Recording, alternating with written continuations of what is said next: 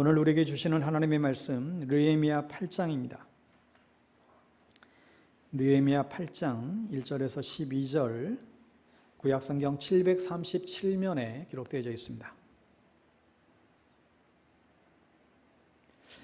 느헤미야 8장 1절에서 12절 말씀, 구약성경 737면, 가정에서 성경을 갖고 계신 분들은 꼭 성경을 찾으셔서 하나님의 말씀 함께 봉독하게 되기를 바랍니다. 찾으셨으면 모두 자리에서 일어나셔서 하나님의 말씀 교독하여 선포하겠습니다.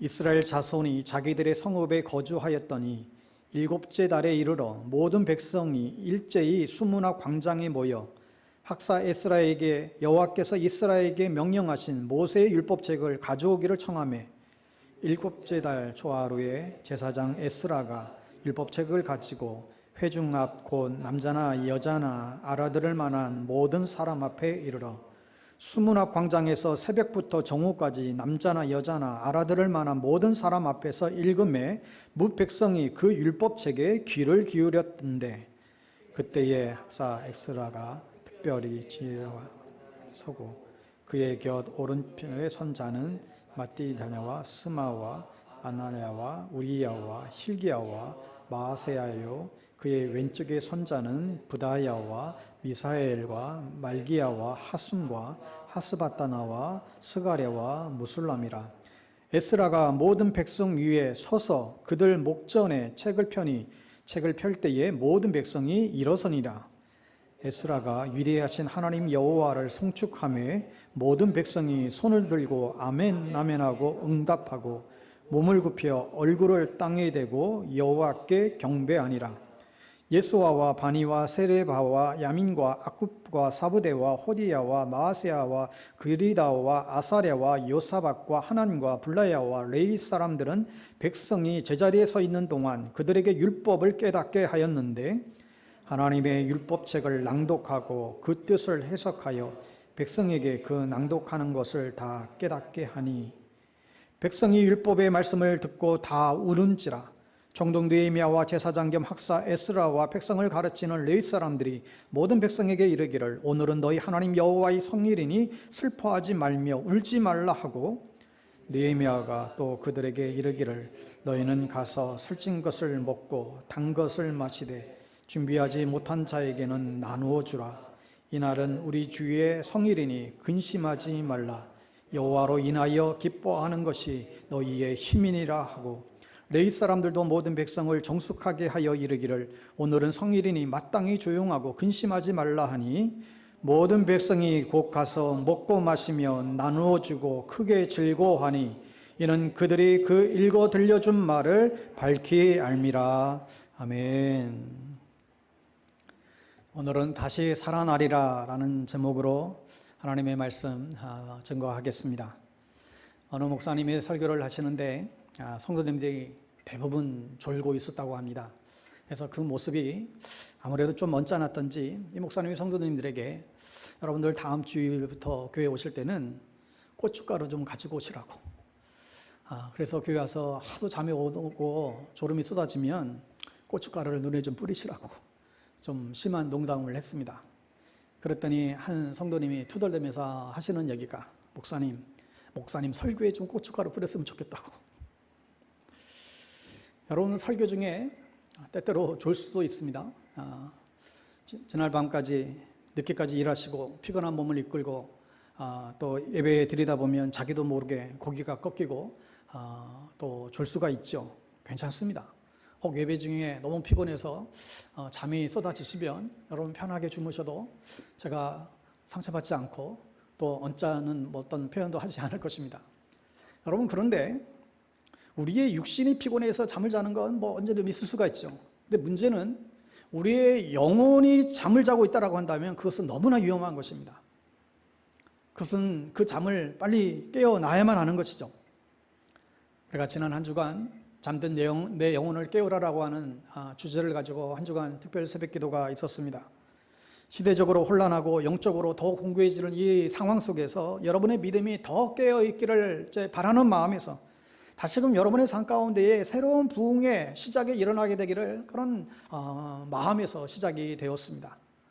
혹이라도 좀 놓쳤던 분들은 틈틈이 다시금 그 말씀을 찾으셔서 말씀의 은혜들을 여러분 받았으면 좋겠습니다. 여러분, 부흥이란 말은 리바이벌, 다시 살아난다라는 의미가 있습니다. 오늘 본문의 느헤미야는 여러분 잘 아시는 대로 바벨론 포로에서 돌아와서 예루살렘의 성벽이 무너진 모습을 보고 정말 애통해하면서 그 무너진 성벽을 재건했던 그 사람이죠. 그런데 예루살렘 성벽을 재건하고 나서 더 중요한 일이 남아 있었습니다. 성벽을 재건하는 일이 어떤 외적인 것을 재건하는 것이라고 한다면 이제 내적인 재건인 이 신앙의 재건을 해야만 했습니다. 그래서 느헤미야는 신앙 개혁 운동을 일으킨 것을 우리는 볼 수 있지요. 코로나 팬데믹을 거치면서 어려움 중에 계신 분들이 많이 계십니다. 우리 성도님들 가운데도 어려움 가운데 있는 분들도 볼 수 있습니다. 여기저기서 아우성거리는 소리가 계속해서 들립니다. 이러한 때에 우리 교회는 또 우리 성도들은 더욱 영적으로 깨어 영적으로 무너진 성벽을 우리는 재건해야 한다고 믿습니다. 그렇다면 지금 여러분의 영적인 상태는 어떻습니까? 진지하게 여러분의 영혼을 향하여 한번 물어보십시오. 혹시 잠자고 있는 것은 아닌지요? 열정이 다 식어버린 것은 아닌지요? 배움에 대한 열정도 식어져 버리고 또 헌신에 대한 열정도 식어져 버리고 섬김에 대한 열정도 식어버리고 여러분들 지금 다 어쩌면 다 식어버리는 상태가 아닌지요? 아니, 지금 죽어있는 모습은 아닌가요? 사실 이 리바이벌이라고 하는 것은, 이 부흥이라고 하는 것은 죽어있던 상태에서 다시 살아나는 것을 의미합니다. 그래서 주님께서 어쩌면 우리를 다시금 살리시려고 오늘 이 본문을 통하여서 우리를 부흥케 하려고 이 말씀으로 다가오지 않는가 생각하게 됩니다. 여러분과 제가 영적으로 죽어있는 것을 어떻게 알 수 있을까요? 여러분과 제가 우리가 영적으로 잠들어 있는 것은 어떻게 알 수 있을까요? 그건 간단합니다. 여러분 이 질문을 통하여 여러분 스스로에게 물어보게 되면 우리는 금세 진단할 수 있습니다. 무엇일까요?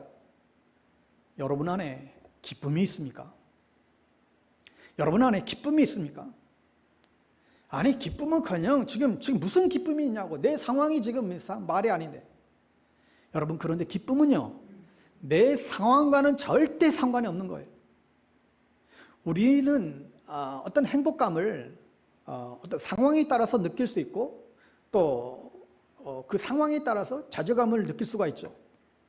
여러분, 그런데 기쁨은 그렇지 않습니다. 여러분, 이 찬송이 있잖아요.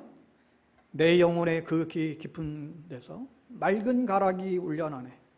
하늘 곡조가 언제나 흘러나와 내 영혼을 고이 싸네. 하늘 곡조가 언제나 흘러나오는 거예요. 어떤 상황과 관계없이 내 영혼에서 깊은 곳에서부터 올라나오는 게 뭐냐면 그게 평화예요. 그게 기쁨이라는 거예요. 이것은 하나님께서 부어주시는 것이죠. 이건 하나님이 주시는 거예요. 그렇기 때문에 어떤 상황과 상관없는 그런 기쁨이 있으십니까? 내 지금 어떤 상황, 그거 말고 내가 처한 그 상황과 상관없는 기쁨이 여러분 안에 있으세요? 우리가 이 기쁨이 없다라고 한다면 우리는 영적으로 지금 잠자고 있는지 모르겠어요. 영적으로 우리가 병들어 있는지 모르겠습니다. 그런 우리를 향하여 오늘 본문을 통해서 주님은 우리에게 다시 살아나라고 말씀해 주고 있습니다. 영적인 부흥, 영적으로 다시 살아나고 깨어나는 그런 은혜가 오늘 여러분 가운데 있게 되기를 바랍니다. 여러분, 이것은 우리가 애쓴다고 될 문제가 사실 아니에요. 이건 하나님이 찾아와 주셔야 되는 거예요. 여러분, 영적인 부흥은 하나님이 주시는 거예요. 하나님이 허락하시는 거예요. 엊그제 도쿄올림픽이 시작이 되었습니다. 이번에 도쿄올림픽 개막을 앞두고 참 말도 많고 탈도 많고 그랬잖아요. 코로나로 인해서 정말 사상 최초로 무관중 올림픽도 그렇지만 이번에 일본이 내걸었던 그 타이틀이 뭐냐면 후쿠시마 부흥이었어요. 도쿄올림픽은 곧 후쿠시마 부흥은 곧 부흥올림픽이라고 대대적인 선전을 사실 하였습니다. 아마도 후쿠시마 하면 원전 사고의 불모지라고 하는 그 인식을 그거를 너무 강하기 때문에 이번에 그 분위기를 좀 전환시켜 보려고 국가적으로 굉장한 많은 돈을 쏟아 부었다고 하지요. 그런데 코로나에 또 여러 가지 문제들로 일본 시민들조차도 아주 딜레마에 빠지고 말았습니다. 여러분, 영적인 부흥이라고 하는 것은 전적으로 하나님의 손에 달려 있는 것입니다. 이게 우리에게 얼마나 격려가 되는지 몰라요. 오늘 본문에서도 반복하여서 하나님이 부흥을 일으킨다라고 반복하여 말씀합니다. 자, 그렇다고 한다면 우리를 다시금 살아나게 하는 이 비결, 그 부흥의 비결이 뭘까요? 첫째는 우리가 하나님 말씀 앞에 서게 하는 것입니다. 저와 여러분이 하나님의 말씀 앞에 서게 하신다는 거예요. 이게 하나님이 하시는 일이에요. 여러분, 오늘 1절, 2절의 말씀을 새번역을 통해서 다시 한번 읽기로 합니다. 1절, 2절 화면을 통해서 같이 읽습니다. 모든 백성이 한꺼번에 수문화 광장에 모였다. 그들은 학자 에스라에게 주님께서 이스라엘에게 명하신 모세의 율법책을 가지고 오라고 청하였다. 7째 달 초하루에 에스라 제사장은 율법책을 가지고 회중 앞에 나왔다. 거기에는 남자든 여자든 알아들을 만한 사람은 모두 나와 있었다. 자, 7월이 이르자 이스라엘 백성들은 수문화 광장에 다 모였습니다. 이 수문은 정결과 소생을 뜻하는 그런 문이었죠. 그때 이스라엘 백성들은 학자 에스라로 하여금 율법책 모세경을 가져와서 그걸 요청을 했죠. 이것은 그 당시 이스라엘 백성들이 심각한 영적 기갈의 상태에 있었다는 것과 또 그러냐여 말씀을 사모하는 마음들이 백성들 사이에서 굉장히 지금 커져가고 있다는 사실들을 보여주는 것입니다. 여러분, 참된 신앙의 성숙은 말씀에 대한 갈증으로부터 시작이 됩니다. 신앙의 열정은 곧 말씀에 대한 열정이라고 해도 마찬가지일 것입니다. 제사장 에스라가 율법책을 가지고 나왔을 때 학식이나 나이에 상관없이 알아들을 만한 사람들은 모두 다 나왔어요. 그들은 말씀을 사모했고 말씀에 집중했습니다. 포로 생활을 하는 동안 말씀을 가까이 하지 못했던 이 사람들은 말씀에 대한 목마름이 있었고 하나님의 뜻을 바르게 알기 위해서 그 율법책을 알아야만 했지요. 하여 에스라가 말씀을 가지고 나왔을 때에 말씀 앞에 서 있는 백성들의 모습을 보게 된 것입니다. 여러분, 우리도 주일 예배 때에 성경 말씀을 봉독할 때 우리가 일어나서 하나님의 말씀에 있는 것은 이 하나님의 말씀에 대한 경외감이죠. 이 말씀의 최고의 그 권위를 부여하는 우리의 자세인 것이죠. 우리가 말씀 앞에 설 때 하나님의 음성을 듣게 됩니다. 성경은 하나님의 말씀으로 분명히 믿고 내 인생을 축복하는 그 비밀이 이 말씀 안에 들어있다고 믿는다면 우리는 진정 사모하는 마음으로 하나님의 말씀 앞에 서게 될 것입니다. 여러분, 말씀 앞에 설 수 있다는 것, 말씀 앞에 선다라고 하는 것이 얼마나 중요한지 모르겠어요. 세상의 수많은 잡다한 소리들을 다 차단하고 그 소리를 능가하는 나를 살리는 말씀이 필요한 것이죠. 이 말씀에서 하나님을 뵙고 어떠한 인생의 문제도 하나님의 말씀의 능력으로 해결된다는 이 확신을 가지고 말씀 앞에 나아가는 저와 여러분 될 수 있게 되기를 바랍니다. 종종 성도님들과 대화하다 보면 이 말씀의 모든 문제의 해결의 책이 있는데, 이 말씀 안에 내 인생에 살아가야 될 그 길이 있는데, 이 말씀 안에 내 아픔과 상처를 극복하고 이겨낼 수 있는 그 힘이 이 말씀에 여기 다 있는데, 이 말씀의 빛을 따라가면 정말 미래가 열리고 길이 열리는데 정작 이 말씀을 제껴놓고 다른 방법을 강구하고 찾는 사람들을 보게 됩니다. 여러분, 그것은 마치 어리석은 자는 하나님이 없다라고 하는 것처럼 그것은 어리석은 것이죠. 이 하나님의 말씀 안에 천국의 보화뿐만이 아니라 오늘 이 시대를 믿음으로 살아갈 수 있는 힘과 능력이 이 말씀 안에 있는 것이죠.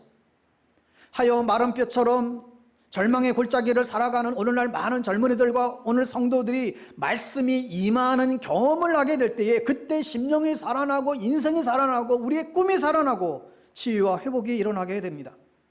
여러분, 우리 인생의 답을 다른 데서 찾으면 안 돼요. 주의 말씀에서 우리는 찾아야만 합니다. 누가 주의 음성을 듣고 움직이는가? 여러분은 어떠신가요? 나는 진정 말씀을 사모하고 있는가? 나는 말씀을 정말 집중하고 있는가? 말씀의 깨달음을 정말 원하고 있는가? 여러분, 이것은 굉장히 중요한 질문입니다. 여러분, 내 인생에 말씀이 임해야 우리 인생의 꽃이 피기를 시작합니다. 성공의 목표가 아니라 어느 곳에 가든지 하나님 앞에서 말씀을 삶으로 살아내려는 그 치열함 속에는 반드시 인생의 아름다운 꽃이 피게 될 것입니다. 과거 기독교 핍박이 심각했던 중국 지하교회 성도들은 성경을 한 권을 얻기가 정말 하늘의 별 따기와 같았어요. 그들이 정말 소원이 성경을 얻는 것이었죠. 제가 청년 때에 읽었던 많은 책들을 보면 당시에 선교사님들이 중국의 그 성경을 몰래 밀수해서 중국 지하 성도들에게 전달하는 사업을 하는 사람들이 있었습니다. 한 분은 아주 외진 곳에 소문을 듣고 그 중국 성도들을 만나러 갔는데 그곳에 가서 그분들에게 얘기를 합니다. 제가 오늘 여러분들에게 선물을 하나 드리려고 가지고 왔습니다. 그러자 그 사람들이 무슨 선물을 주려고 그러냐고. 내가 이미 와서 이 방 안에 지금 그 선물을 숨겨놨는데 한번 찾아보라고. 그 허름한 그 창고 같은 그 방 안에서 막 찾다가 사람들이 기겁을 합니다. 성경이 담아있는 꾸러미를 발견한 거예요.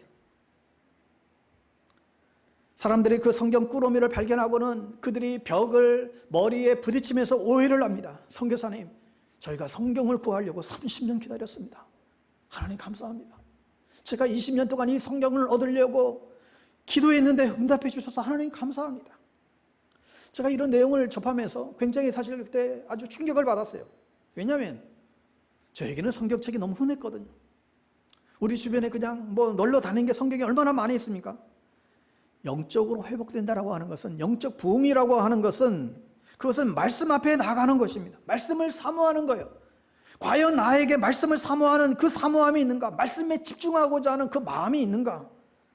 말씀을 사모함과 하나님을 사랑하는 것은 같이 가는 것입니다.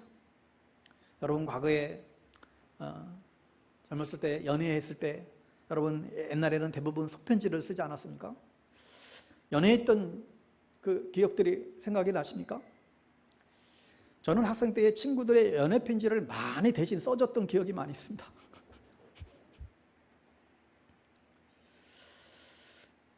여러분 연애 편지를 받아들면 어떻게 합니까? 집에 와서 몰래 보고 묵상하고 또 보고 또 보고 또 묵상하고 이게 무슨 뜻일까? 왜 이런 표현을 했을까? 상대방에 대한 설렘이 임하는 것이죠.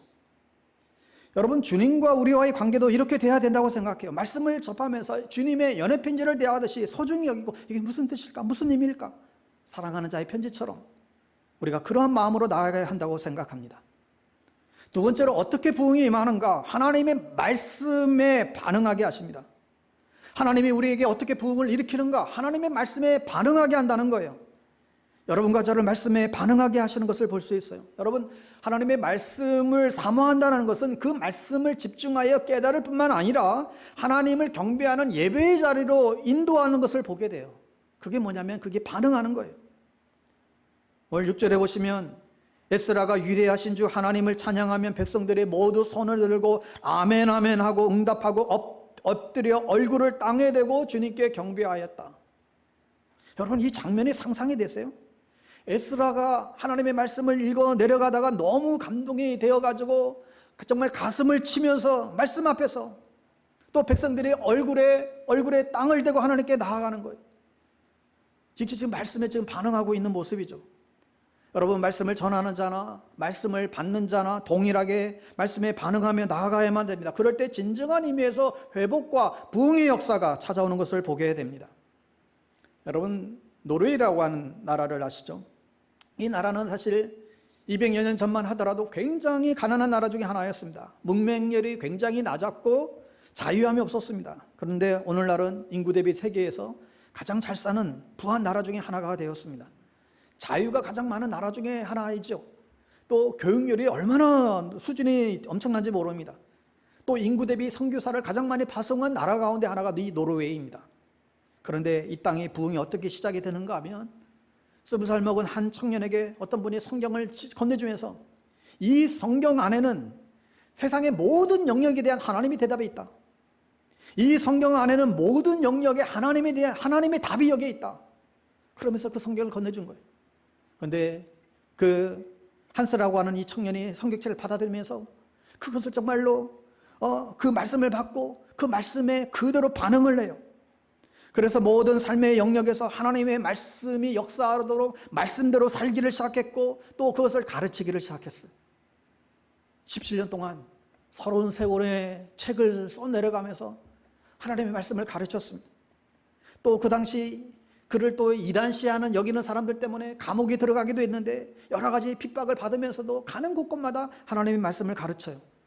그가 죽었음에도 불구하고 그의 책들과 가르침이 노르웨이 전체를 완전히 뒤집어 놓았습니다. 그것을 가르쳐서 부흥, 여러분 한 사람이 말씀에 반응하고 나니까 한 개인이 바뀐 게 아니라 공동체가 바뀌고 도시가 바뀌고 나라가 다 바뀌었다는 거예요. 여러분 부흥은 나로부터 시작이 되는 것입니다. 저 한 사람만 헌신하고 부흥하는 것이 아니라 내가 헌신하고 내가 부흥하는 거예요. 부흥은 내 안에서부터 나로부터 시작되는 것입니다. 이러한 부흥이 여러분 안에도 우리 안에도 일어나게 되기를 바랍니다. 손을 들고 아멘 아멘 응답하고 얼굴을 땅에 바짝 엎드려 경배하는 이 모습을 우리가 묵상해보면 야, 이 예배라고 하는 것은 하나님의 영광을 보는 것이고 하나님께 반응하는 것이구나. 여러분 말씀에 반응하고 은혜에 반응하는 저와 여러분 되시기를 바랍니다. 오늘 9절 말씀에 백성은 율법의 말씀을 들으면서 모두 울었다. 그래서 총독 느헤미야와 또 학자 에스라 제사장과 백성을 가르치는 레위 사람들이 이날은 주 하나님의 거룩한 날이니 슬퍼하지도 말라고 울지도 말라고 모든 백성을 다 일렀다. 백성들은 율법의 말씀을 들으면서 울었다고 그랬어요. 왜 울었을까요?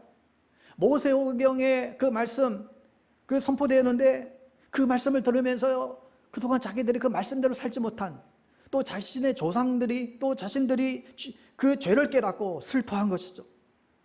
자신들의 죄를 참회하고 하나님과 하나님의 말씀에 대한 그 무지에 대해서 그들은 통곡했다는 의미입니다. 여러분은 말씀 앞에 나아가서 가슴을 치면서 통곡한 적이 언제신가요? 정말 말씀 앞에서 흐느껴 온 적이 언제였습니까? 말씀 앞에 내 인격을 정말 발가벗은 내 그냥 그 원초적인 내 모습으로 하나님 앞에 내비치면서 나아갔던 적이 언제였는가요? 여러분 말씀에 반응 없이는 어떤 부흥도 어떤 회복도 일어나지 않는다는 사실입니다. 말씀을 사랑하고 말씀에 반응하는 저와 여러분 되기를 바랍니다. 요한계시록을 묵상하면서 에베소 교회를 향한 말씀이 계속 내려해 남습니다. 너희가 첫사랑을 회복하지 않으면 촛대를 옮겨버리겠다. 여러분의 첫사랑은 어땠습니까? 하나님의 사랑이 여러분에게 처음 다가갔을 때 그 첫사랑의 그 감동과 그 감격이 있었죠. 그런데 어느새 그 감동이 그 감격이 어느새 사라지고 불평과 불만이 사람이 되고 말았습니다. 여러분 우리가 언제 불평했습니까? 첫사랑을 깨닫고 불평한 적이 있으세요? 저도 지금도 그 첫사랑에 그 빠졌던 그 시간들 잊혀지지 않았던 시간들이 있죠. 무엇보다도 저는 예배가 너무너무 좋았어요.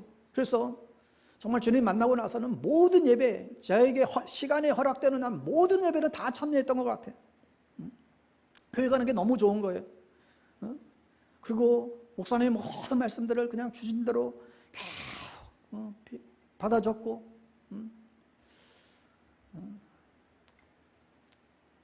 나중에 돌이켜보면 그 목사님이 뭐 말씀을 잘 전하고 그러지 않았어요. 대부분 성도들이 다 졸았거든요.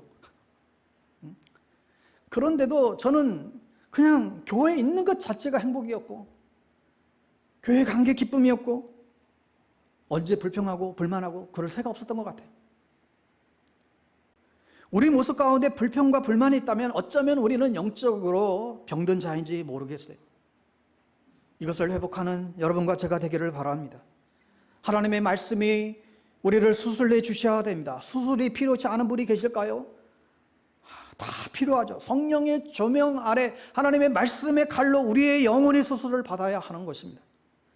히브리서 기자는 선포합니다. 히브리서 4장 12절 말씀 화면을 통해서 우리 같이 한번 읽겠습니다.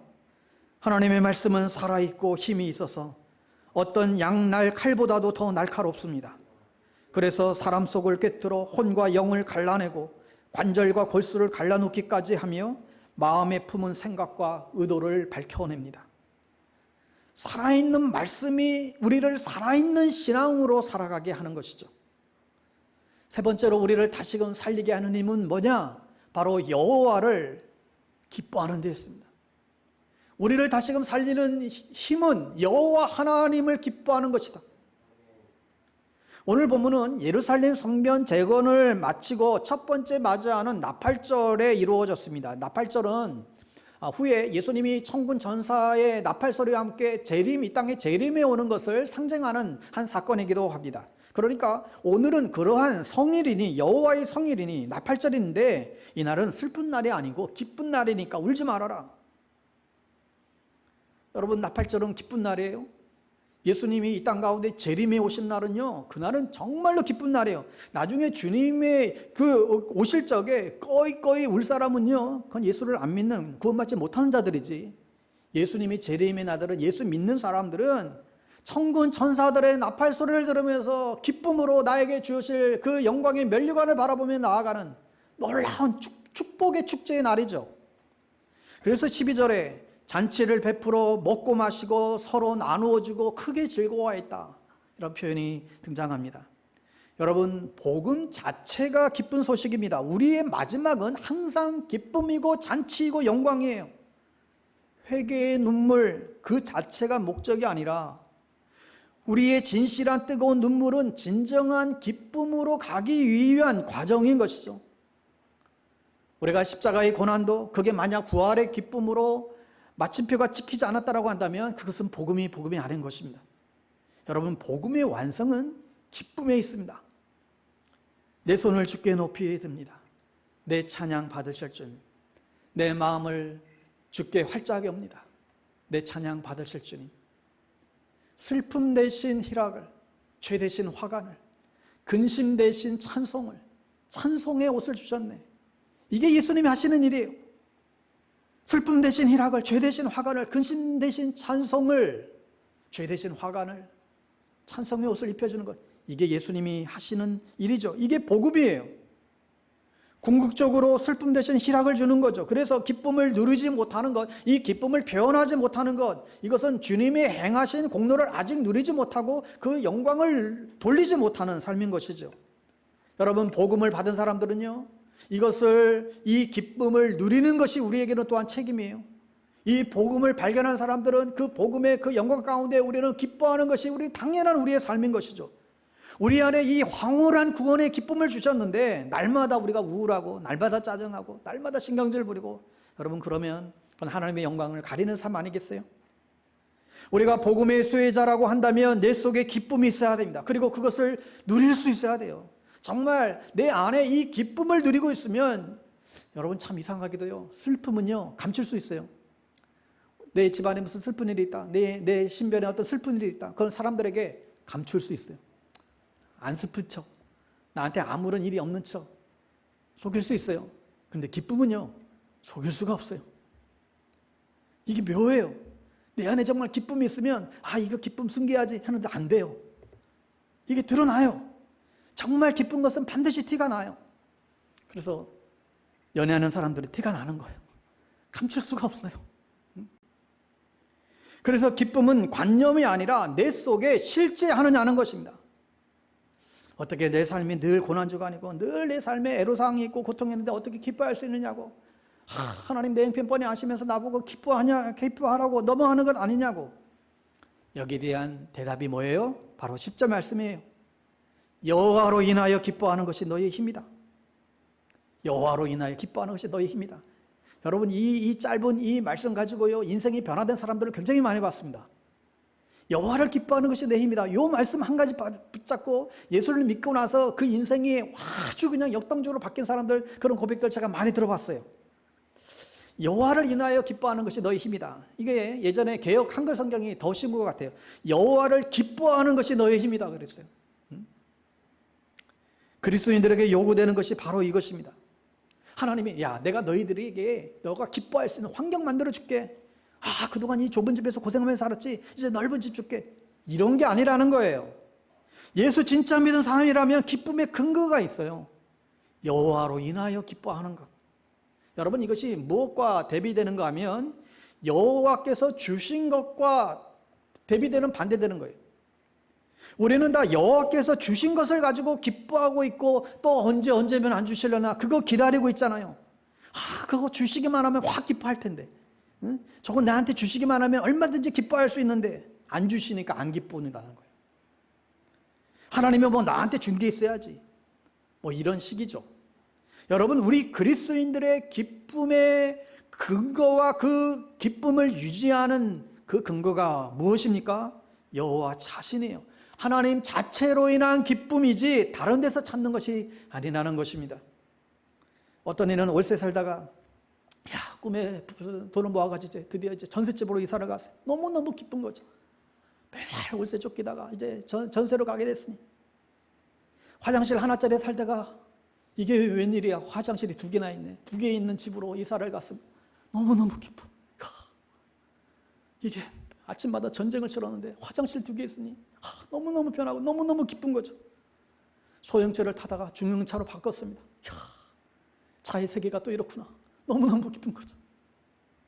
여러분, 그런데 그 기쁨이 얼마나 오래 갈까요?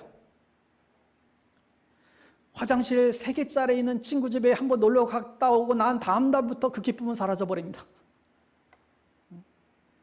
외제차 몰고 다니는 친구 차를 보는 순간 그 기쁨 사라져버립니다. 여러분, 우리 그리스도인들은 그런 기쁨 아니에요. 여호와를 기뻐하는 것입니다. 주님 자체를 기뻐하는 거예요. 사람들은 기쁨의 근거를 자기 환경에서 혹은 자기 조건에서 찾으려고 하다 보니까 기쁨이 없는 거죠. 환경에서 찾으려고 하니까 내 환경을 보니까 없는 게 더 많아. 되는 것보다 안 되는 게 더 많아.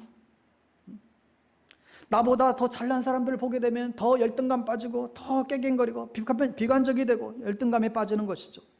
그래서 사람들은 어떻게 하든지 돈을 더 모으고 더 많이 가지려고 하고 자기 자신에게서 기쁨을 찾아보려고 하고 이런 기쁨의 근거를 마련하느라고 피 터지게 싸우는 게요. 그게 세상 사람들의 인생 아니겠어요? 그리스도인들의 기쁨의 근거는 이런 것에 있지 않습니다. 우리가 착각하지 마셔야 됩니다. 예수를 믿는다고 한다면 우리의 기쁨의 근거는 바로 그분이세요. 여호와 자신이에요. 여호와를 기뻐하는 거예요. 여호와 때문에 기뻐하는 거예요. 이 찬양도 우리가 기억하잖아요. 무화과 나무 잎이 마르고 포도 열매가 없으며 감람나무 열매 그치고 논밭에 식물이 없어도 우리의 양떼가 없으며 외양간 송아지 없어도 난 여호와로 인하여 즐거워하리. 난 여호와로 즐거워하리. 구원의 하나님을 인해 기뻐하리라. 여러분, 그런데 이것은 믿음의 훈련이 필요합니다. 왜냐하면 일단은 우리가 눈에 하나님이 안 보이잖아요. 우리는 눈에 보이는 것에 더 많은 영향을 받고 살기 때문에 그러다 보니까 하나님보다도 나를 더 기쁘게 할 게 뭔가 있는 것처럼 보여요. 하나님은 좀 일단은 안 보이니까 좀 제쳐두고 나를 기쁘게 할 게 뭔가 있는 것처럼 그렇게 보이는 거예요. 저것만 가지면 기쁠 것 같고 저것만 있으면 행복할 것 같고 그런 착시 현상이 온다는 거예요. 우리는 늘 그 영향을 받고 살아요. 하나님을 기뻐하는 것보다 다른 그런 게 기쁜 거지요. 게다가 하나님을 가리우는 구름층이 늘 있어요. 하나님의 은혜를 가려보는 구름층이 있다는 거예요. 그러니 흐린 날은 태양이 없는 것처럼 보이는 것처럼 하나님이 안 보이는 것이죠. 영적으로 하나님을 보지 못하도록 마귀가 구름층을 그냥 쫙 가려버리는 거예요. 세상의 수많은 것들이 하나님을 보지 못하도록 가리는 것이죠. 부정적인 생각들이 하나님을 보지 못하도록 구름층을 가리는 거예요. 그러다 보니 우리는 여기에 맨날 지는 것입니다.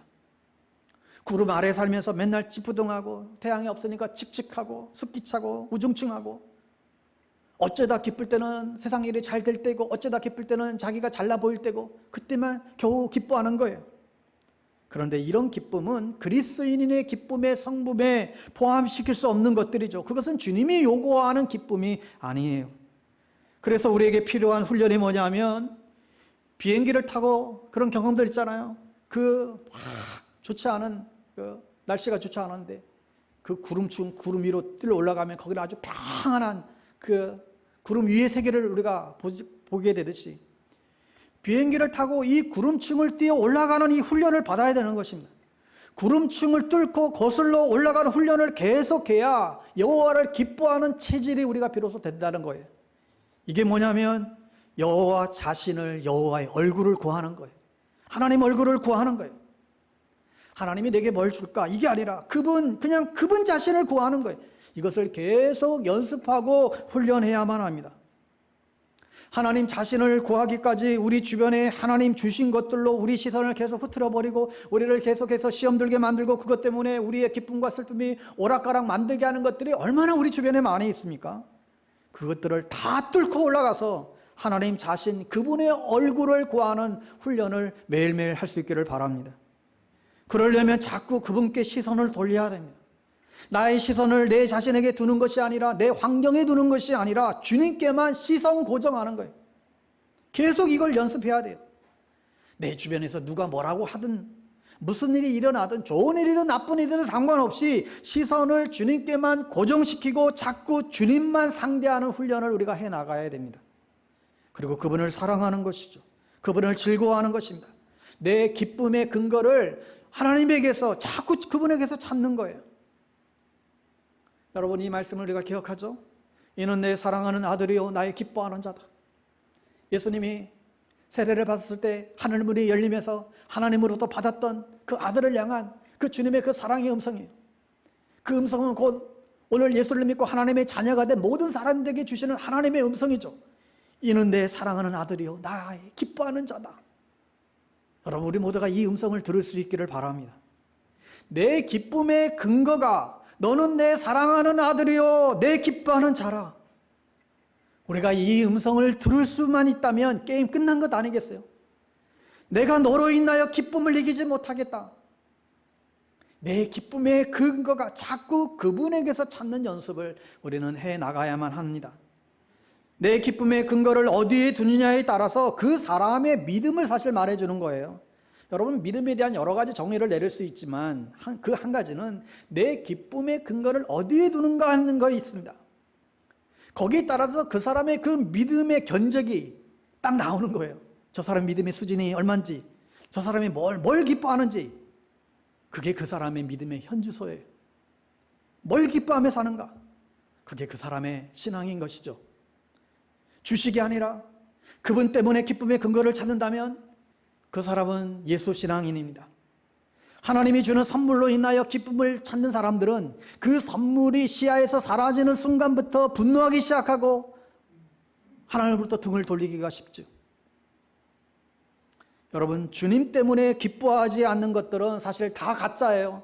잠시 주는 기쁨이에요. 그건 크리스찬의 기쁨이 아니라는 것입니다. 그래서 우리는 계속해서 주님만 바라보고 주님만 상대하고 주님만 사랑하고 그분 때문에 자꾸 즐거움을 찾고 그분 안에서 기쁨의 근거를 찾아내려고 애쓰고 여호와를 기뻐하는 것이 너희의 힘이니라. 여기서 이 힘은요, 히브리어 언어에서는 피난처 요새를 뜻하는 말이에요. 여러분, 그런데 왜 이 단어를 썼을까요? 여호와를 기뻐하는 것이 왜 너희의 피난처일까요? 왜 여호와를 기뻐하는 것이 너희의 요새일까? 이렇게 표현했을까요? 이 말의 의미는 우리가 여호와만 바라보고 여호와만 상대하고 여호와만 기쁨의 근거로 삼고 살면 이 세상에 어떤 비바람이 몰아치고 무슨 전쟁이 오고 무슨 어떤 바이러스가 공격해 온다 할지라도 끄떡없다는 거예요. 그러니까 우리는 세상이나 환경의 위협 속에서 가장 안전한 피난처 속에 살아갈 수 있다는 것이죠. 비바람이 몰아쳐도 이 피난처인 예수 안에 들어가 있으면 우리는 그 태풍의 휘용들 속에 우리는 휩쓸려서 날아가지 않게 된다는 것입니다. 여러분, 또 사탄이 우리를 공격할 때도 저 천국에 대한 것을 가지고 우리를 공격하는 것이 아니라 전부 다 이 세상의 것 가지고 우리를 공격하는 거예요. 그럴 때 쉽게 또 우리는 시험 들 수가 있죠. 여러분, 그럴 때마다 주님께만 시선을 고정하고 주님께만 상대하고 주님께만 나의 기쁨의 그런 근거를 찾아낼 때 그러한 영향을 우리는 안 받게 됩니다. 그러다 보니 여호와를 기뻐하는 것이 나의 피난처가 된다라고 하는 고백인 것입니다. 여러분, 이 여호와를 기뻐하는 훈련이 된 사람은요, 사실 굉장히 영적으로 강한 사람입니다. 여호와를 기뻐하는 것, 이 훈련이 된 사람들은 웬만한 일에 흔들리지 않아요. 세상이 이걸 흔들 수가 없어요. 환경이 이걸 흔들 수가 없어요. 감정에 흔들리지 않아요. 그걸 다 초월해. 끄떡없어요. 여호와께 시선을 고정하십시오. 여호와만 상대하십시오. 예수님께 채널 고정하세요. 내 기쁨의 근거를 여호와께만 두세요. 다른 데 두게 되면 다 사단에게 속게 되는 것입니다. 그분께 나오는 기쁨이 아닌 것은 다 가짜예요.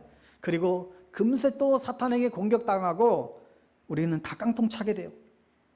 여호와를 기뻐할 때만, 견고한 요새 속에 들어가서 사는 산과 같아서 세상에 어떤 시련 풍파가 와도 크게 흔들림 없이 믿음의 길을 우리는 걸어갈 수 있게 됩니다. 우울한 크리스찬, 이거는 모순된 말이에요. 우울한 크리스찬은 우울해질 수가 없습니다. 여호와를 기뻐하고 기쁨의 근원 되시는 그 예수님을 위해서 살아가는 저와 여러분 될 수 있기를 주님의 이름으로 축복합니다. 아멘. 우리 이 찬양으로 하나님께 우리 고백하고 우리의 또 믿음의 마음들을 이 찬양 가운데 좀 담았으면 좋겠습니다. 이 땅의 황무함을 보소서. 우리 부흥 찬양으로 하나님 앞에 나아가겠습니다.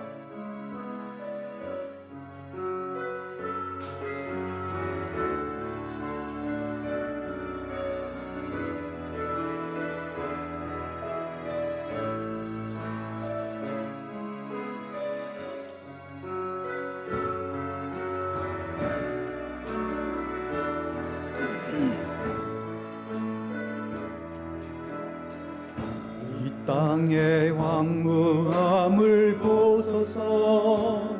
하늘의 하나님, 긍휼을 베푸시는 주여, 우리의 죄악 용서하소서. 이 땅 고쳐 주소서. 이제 우리 모두 하나 되어 이 땅에 무너진 기초를 다시 쌓을 때 우리의 우상들을 태우시 성령의 불 임하소서. 응의 불길 타오르게 하소서. 진리의 말씀 이 땅 새롭게 하소서. 은혜의 강물 흐르게 하소서. 성령의 바람 이제 불어와. 주의 영광 가득한 새날 주소서. 주님 나라 이 땅에 임하소서. 이 땅의 황무함을 보소서. 하늘의 하나님, 긍휼을 베푸시는 주여, 우리의 죄악 용서하소서. 이 땅 고쳐 주소서. 이제 우리 모두 하나 되어 이 땅에 무너진 기초를 다시 쌓을 때 우리의 우상들을 태우실 성령의 불 임하소서. 응의 불길 타오르게 하소서. 진리의 말씀 이 땅 새롭게 하소서. 은혜의 강물 흐르게 하소서.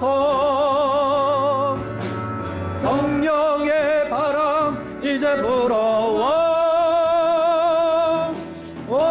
주의 영광 가득한 새날 주소서.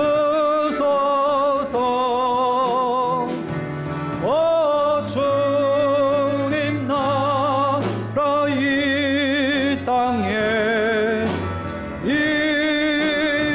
임하소서.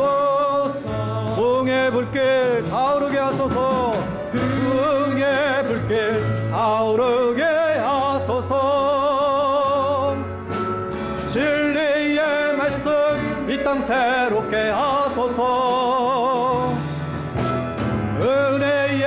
강물 흐르게 하소서. 성령의 바람 이제 불어와 주의 영광 가득한 새날 주소서. 주님 나라 이 땅에 임하소서. 네. 사랑하는 여러분, 오늘 이 어두운 이 시대 속에서 우리가 다시 살아나는 길은 하나님의 말씀 앞에 우리가 서는 것입니다. 그리고 그 말씀 앞에 우리가 바르게 반응할 때 우리가 다시 살아나는 참된 부흥의 역사가 우리 가운데도 일어나게 될 것입니다. 여호와를 기뻐하는 것을 모든 기쁨의 그 근원으로 삼을 때에 황폐한 이 땅에 하나님의 나라가 임하게 될 것입니다.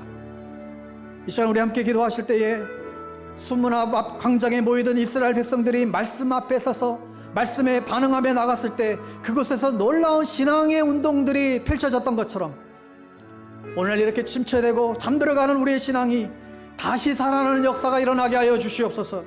세상 그 어떤 것이 아니라 하나님을 기뻐하는 것이 우리의 힘이 되어서 영혼을 살리고 세상을 살리는 하나님의 부흥을 일으키는 참된 하나님 나라의 주인공들 다 될 수 있도록 오늘 주신 말씀들을 기억하며 우리 합심하여 함께 기도하며 나아가겠습니다. 하나님 아버지, 하나님 이 시간 우리가 기도하며 나아갑니다. 이 땅에 있는 모든 황폐함과 어두움은 떠나가게 하시고 우리 안에 새로운 참된 부흥의 역사가 펼쳐질 수 있도록 인도하여 주시옵소서. 우리가 진정으로 어려울 때에 빈곤할 때에 무너진 성벽들이 재건되게 하시고 우리의 심령들도 새롭게 재건될 수 있도록 하나님 도와주시옵시고 새로운 부흥을 향해서 꿈꿀 수 있는 하나님의 사람들 되어줄 수 있도록 인도하여 주시옵소서. 다시금 우리 안에 주님의 말씀 앞에 설 수 있게 하시고 말씀에 우리의 삶을 이끌어가게 하시고 그 말씀 앞에 종로로 타는 말씀에 우리의 삶을 주관하시는 놀라운 우리 아버지 그 삶을 살아갈 수 있는 저희들 될 수 있도록 인도하여 주시옵소서. 오 하나님 아버지, 이 시간 주님의 음성을 듣기를 원합니다. 오늘도 아버지 하나님이 들려주는 그 음성 앞에 우리가 온전히 순복하고 순종하며 나아가야 되기를 원합니다. 우리를 살리시고 회복하시기를 원하시는 주님, 수문화 광장에 모여서 백성들이 말씀 앞에 겸허하게 서서 하나님 아버지 참으로 간절히 엎드려 아멘 아멘 하고 하나님 앞에 손들며 찬양의 영광을 올렸던 것처럼 하나님 우리가 이 시간도 주님 앞에 아버지 말씀에 반응하며 순종하며 주님 앞에 믿음으로 고백하며 달려나아갔을 때에 하나님 우리 안에 새로운 부흥의 아버지의 새로운 계기가 되어줄 수 있도록 인도하여 주시옵소서. 잠들고 있는 자들 깨어나게 하시고 아버지 하나님의 어둠 가운데 있는 자들 다시 한번 빛을 향하여 나올 수 있도록 인도하여 주시옵시고 하나님 우리 안에 새로운 하나님의 비밀의 역사들이 펼쳐질 수 있도록 주님 역사하여 주실 줄 믿습니다. 사랑하는 성도님들, 이 어려운 코로나 시기를 우리가 거치고 있지만 아버지 하나님의 조금 더 우리의 영혼에 주춤하지 않게 하시고 우리의 영혼에 병들지 않게 해주시고 하나님 더 크고 놀라우신 하나님의 선하심을 바라보고 달려나아갈 수 있는 하나님 우리 모두 되어줄 수 있도록 주님 인도하여 주시기를 원합니다. 오 아버지 하나님이여, 우리가 세상에 주는 그 기쁨 가운데 노예가 되지 않게 되기를 원합니다.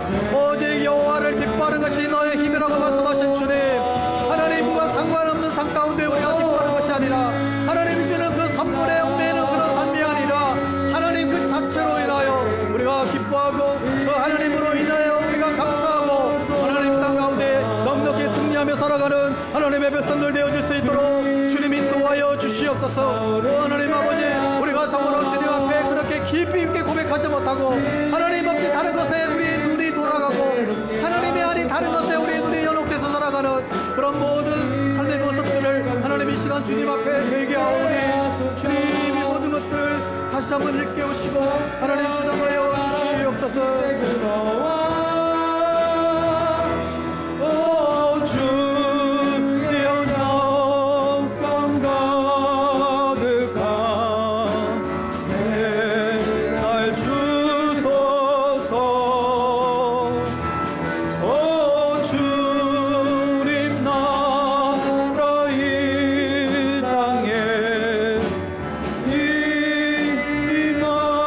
임하소서. 부흥의 불길 타오르게 하소서. 부흥의 불길 타오르게 하소서. 진리의 말씀 이 땅 새롭게 하소서. 은혜의 강물 흐르게 하소서. 성령의 바람 이제 불어와. 주의 영광 가득한 새날 주소서. 오 주님 나가 이 땅에 임하소서.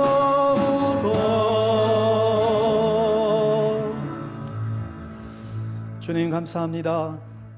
어둠 가운데 헤매던 저희들을 찾아와 주셔서 말씀의 빛을 비춰주시고 무엇이 진리이고 무엇이 길이고 무엇이 생명인지 깨닫게 해주셔서 감사합니다.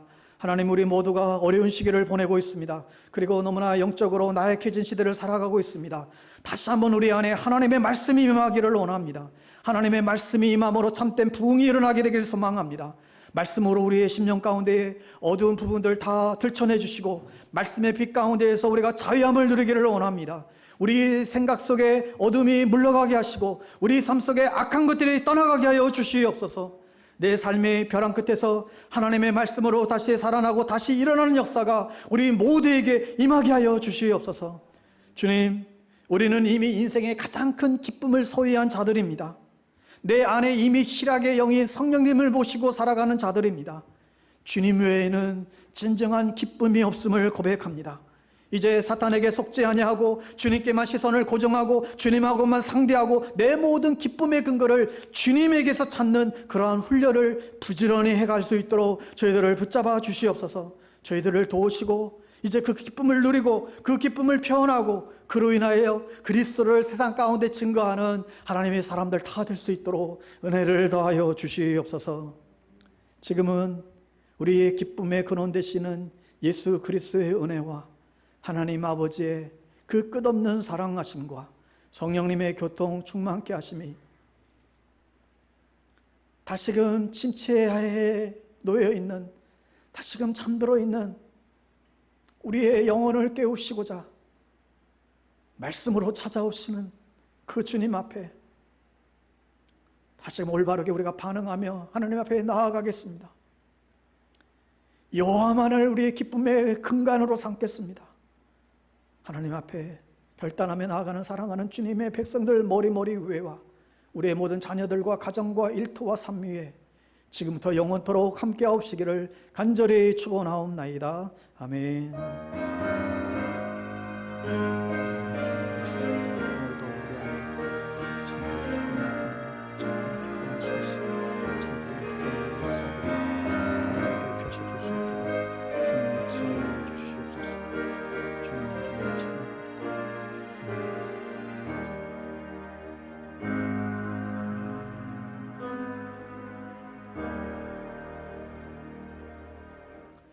오늘도 함께 예배 가운데 참여하신 모든 분들을 축복하고 감사를 드립니다. 한 주간도 믿음 안에서 승리하시고 건강 잘 지켜내시길 바랍니다. 오늘도 복된 주일 오후 시간 맞이했으면 좋겠습니다.